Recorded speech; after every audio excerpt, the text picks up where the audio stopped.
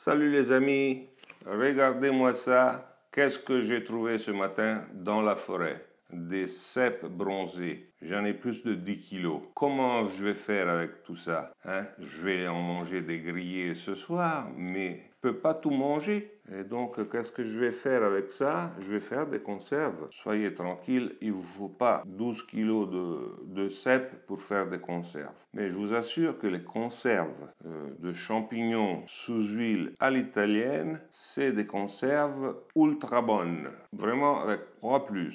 Il vaut la peine de suivre la recette que je vais vous enseigner pour faire des champignons de Paris. C'est bien aussi avoir des champignons de Paris. Vous pouvez l'utiliser avec la même recette. Au contraire, ça sera beaucoup plus facile parce que tous ces cèpes-là, vous n'allez jamais les trouver, au moins que vous êtes vraiment des personnes du bois, comme moi peut-être un peu. Moi, je les bois tout autour de moi. Et voilà, c'est facile pour moi. Quand c'est la saison, j'ai des cèpes. Je continue.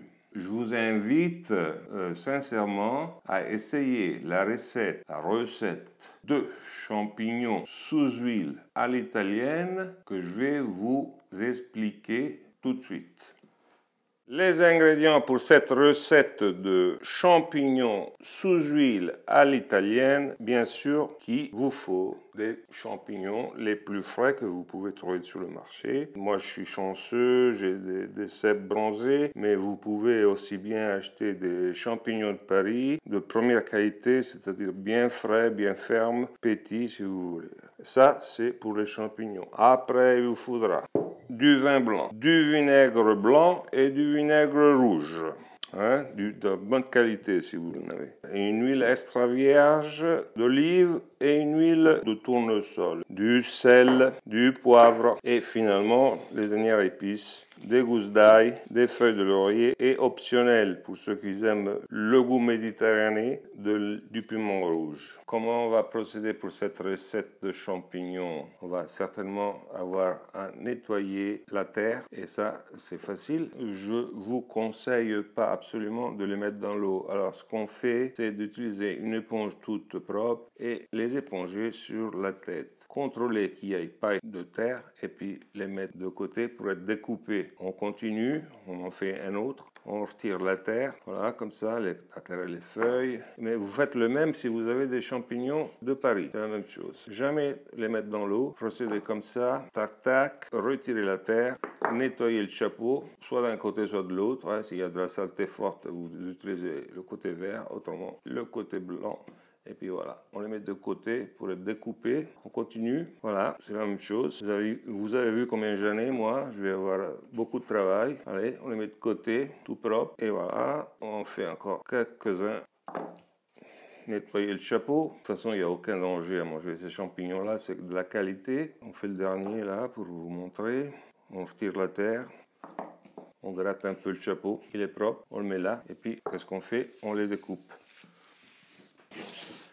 Et on les découpe comme ça, en petits bouts. On mange la queue, des cèpes, bien sûr. Et on coupe le chapeau comme ça. Ça va faire une bouchée de roi pour qui va la trouver dans la conserve. Voilà, des bouchées de roi. Et puis la queue, on l'utilise aussi parce qu'elle est très parfumée. Il ne faut pas retirer les queues, absolument. Il faut avoir des champignons tout frais. Voilà, paf, encore une bouchée de roi, une deuxième bouchée de roi. Là, j'ai oublié de retirer un peu de terre. Je me corrige et je coupe en morceaux comme ça d'1 centimètre ou 2. Hop, allez hop, ça c'est parti. 1, 2, celle-ci je vous la fais en 4. Et on va aller maintenant les bouillir dans le vin blanc et le vinaigre. Alors, on a 500 g de champignons environ. Il va falloir les bouillir dans un mélange qu'on va préparer de la façon suivante. Pour 500 g de champignons, on va utiliser 500 ml de vin. Voilà, du bon vin blanc. Et on va ajouter ça à notre casserole. Après, on va faire un mélange. Ensuite, on ajoute nos vinaigres, le vinaigre blanc jusqu'à 250 ml. 250 ml de vinaigre blanc. Et ensuite, on va ajouter la même quantité de vinaigre rouge. Celui-là, il va falloir le filtrer. Il a des dépôts, que c'est un bon signe de vinaigre bien vieilli. Ça, c'est un vinaigre très très bon italien, mais il a des fonds. On va le filtrer après. Comme ça, je m'arrête à 500 ml de vinaigre. Moitié vinaigre blanc, moitié vinaigre de vin rouge. Et donc, j'ai besoin d'une passoire pour verser mon vinaigre dans la casserole avec le vin. Voilà, les fonds de vinaigre sont retirés de cette façon-là. Donc, finalement, il va falloir saler avec une quantité de sel assez puissante, hein, parce que les champignons vont rendre de l'eau et il nous faut ajouter assez de sel. N'ayez pas peur, il faut ajouter du gros sel en quantité. Voilà les amis, nous sommes maintenant prêts à aller faire bouillir notre mélange. Ça y est, on est prêt, on allume le gaz. On va attendre que ça bout pour mettre nos champignons. Voilà que notre mélange de vin et vinaigre est en train de bouillir. On va donc y verser les champignons dedans.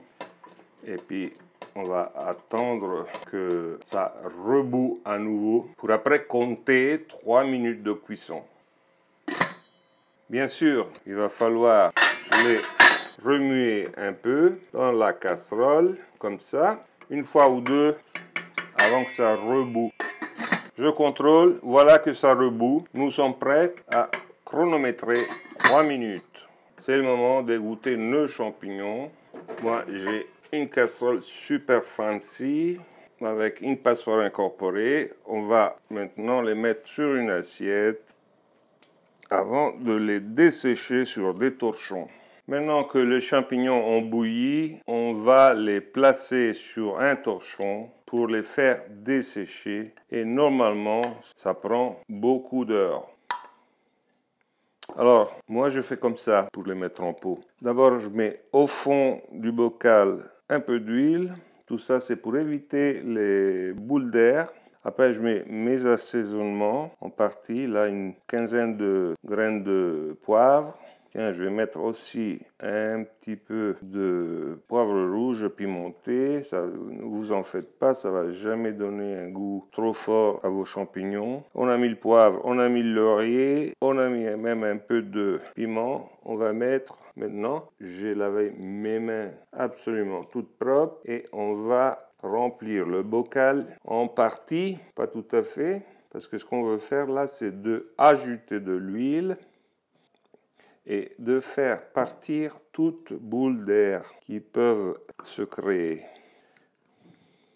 Voilà, comme ça, le bocal est presque prêt. Je le remplis plus que ça avec ces beaux champignons, ils sont incroyables. Voilà, dernièrement, je mets encore une feuille de laurier. Je mets ma capsule. Après, vous avez le choix d'utiliser des bocaux avec des rubans de caoutchouc, mais moi je préfère ceux-là parce qu'ils sont plus élégants. Et puis, je ferme le bocal. Je le ferme fermé, mais pas serré. Ça y est les amis, c'est le moment de stériliser nos champignons dans une casserole. La seule chose que vous devez faire attention, c'est qu'il y ait de l'eau qui couvre le bocal de au moins 2-3 cm. Après, la seule chose à faire, c'est de laisser bouillir l'eau et attendre que l'eau bout. 1 heure de stérilisation. 1 heure s'est écoulée. On a attendu que l'eau refroidisse parce que c'est important. On prend notre pot de conserve de champignons et on va aller le contrôler. Dernière chose à faire, c'est de contrôler si nos pots sont étanchés. Comme ça, vous voyez que je peux prendre la capsule et la capsule elle adhère complètement au pot. Ça veut dire que nos conserves sont prêtes. Et voilà qu'on a fait une dizaine de litres de conserve de champignons qu'on va pouvoir garder au moins pour 4 ans. Mais je conseille de les consommer quand même dans les 2 ans. Comment on les consomme? Des conserves comme ça, en Italie, on les fait en antipasto. antipasto. En France, on pourrait dire qu'on les fait pour l'apéro et on les mange tout simplement comme ça parce que c'est très très bon. Pas tout le monde a comme ça des belles conserves de champignons cèpes bronzés. Si vous avez aimé ma recette, mettez un commentaire si vous avez des questions. Abonnez-vous à la chaîne, mettez un like. Ciao les amis et à bientôt.